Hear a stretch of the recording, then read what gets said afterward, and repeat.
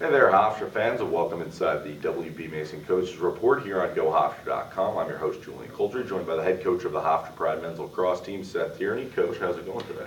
Doing all right, Julian. How you doing? I'm doing fine. Let's get right into it. This past weekend, you had a contest up at Ohio State. What are your thoughts on it? Yeah, I mean, again, the end result is not what we're looking for. I do think we're taking steps. We're not going to be able to go from 0 to 60. The frustration level is obviously high, so we've backed up a little bit. I thought at times we played pretty well. Ohio State played well, and it was two similar teams going at it. I thought we had some opportunities in the fourth quarter to create a little distance. We got a couple of really good looks at the goal, and again, came up short.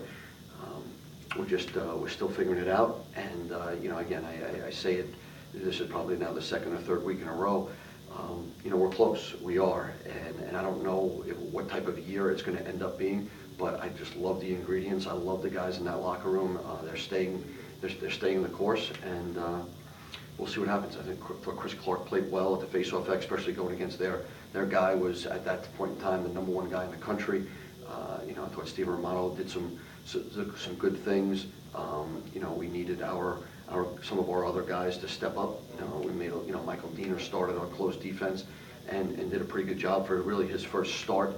And we just got to we need one more play. And again, I don't want the world to think that we're sitting here making excuses, because we're not. We're sitting in an office and a locker room, and we're doing anything and everything we can to change those L's into W's. I think the biggest thing that you could say is your record right now 1-4, but you can swing it a couple of different ways. Obviously, the competition that you've taken on is very tough. Teams like Marquette, Princeton, who are in the top 15, Ohio State, Georgetown. So what it comes down to is the fact that you put a game here or there, and your record could be incredibly different. Yeah, I mean, again, I agree with you. It is what it is, though. It is 1-4, and that's not what we aspire to be.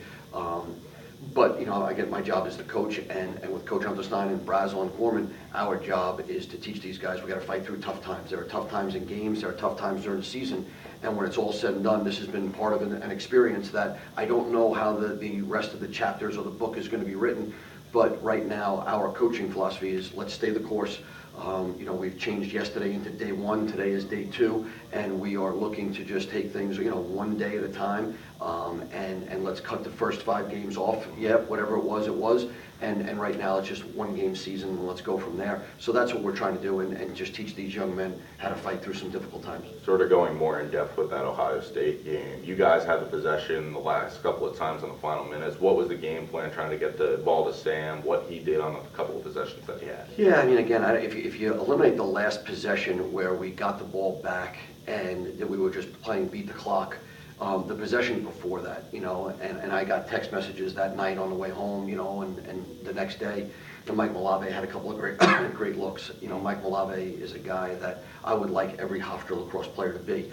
They didn't drop, and Sam Linares had a one-on-one with the goalie that I think he got from Stephen Romano, and it didn't drop. Tell me who on our team doesn't, you wouldn't want the ball in those guys' sticks when the game is on the line. Those are the two guys. And so we got the looks we wanted. They didn't drop. So, we found another way to not get it done. And we're going to start to change that around. Our guys are our guys. And Sam Linares and Mike Malave and all the other guys, Corey Hendrickson, all those guys are it's going to click. It's going to hit. And once that happens, we're going to be okay. We just have to continue to work really hard to make that click. Now let's talk a little bit about Sam, because he's had consecutive goals dating back to the last couple of seasons since he was a freshman, points in these 30-plus consecutive games. Coming into the year, you mentioned that he had to go from the guy that was, the third man on the totem pole behind guys like Torrin Barn and Lance Report, and now being the daddy of the offense. Do you think he's taking that next step? I do. I think that, I don't think it's totally there yet, but I do think that he has taken that next step. He has had opportunities, and he knows that, to really take over.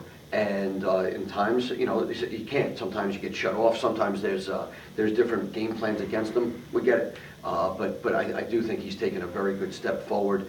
He was banged up earlier in the season. He's still not, technically 100%, but he's doing everything that he can right now for Hofstra lacrosse, and he knows he's got to turn the wheel a little bit harder to make this thing go our way. I think a guy that usually and sometimes become the butt of something would be the goalkeeper. In your case, Chris Selva, he's actually played very good despite what the record has shown. What did you like what Chris done this year? He kept you in the game against Ohio State. He had 10 plus saves. What'd you like, and what do you like going this season with him? Yeah, I mean, literally, in the first couple of games where the numbers were plus 10, we were giving up more than 10 goals a game.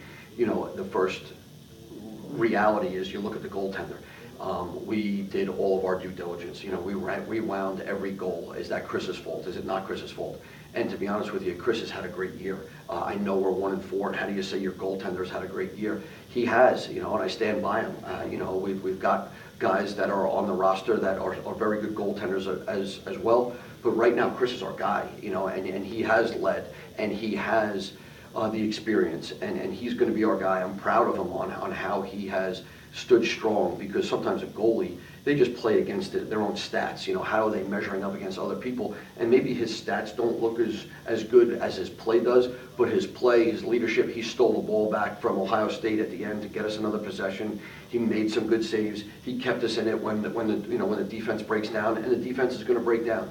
The Manhattan game is a rarity where you shut someone out. That's not going to happen, but he has done a good job. As senior, he's got that eye of the tiger that we're looking for other people to have. You mentioned the defense, and this past game they go up against a guy in Jesse King, who's one of the best players in the country. He has 4 goals, but really what it's come down to is they've taken on a lot of tough competition, and they're growing each game.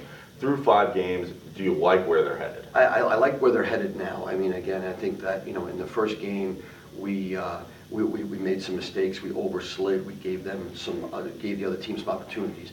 The second game was a little bit more of the same. We played in 3 inches of snow, and again, everything may sound like an excuse. It's not, but we've got some young guys down there with now Michael Diener and Nate Schilling and Tanner Griffin. Those guys are just getting in it. And defensively, it's got to be a song. Everybody's got to be in tune. Everybody's got to know what's going on. And we talk about this web. Don't go outside the web. Just protect the web, all right? We bring people, lure them into our web, and that's when we're at our best. And it's been trying for the defensive guys, because at times they felt like they've let us down, and that's not the case. This is a team sport. We've said it in interviews in the past, and we got to bring it together as a whole. Move to this Saturday now. You guys take on Providence. What do you scout against the Friars? Yeah, I mean, listen, Coach Gabrielli has done a wonderful job. Coming from 2 great programs up at UMass and certainly at Duke, he's got some great bloodlines of success. He's doing a great job up there. He had a couple people leave his program, but just to make it clear, he also grabbed a couple of young guys that are stepping up and a couple of transfers that are really doing well. So again, they play a certain brand that he believes in. We're going to be ready for him to push out and play and pressure the ball on when the ball's on our offensive end.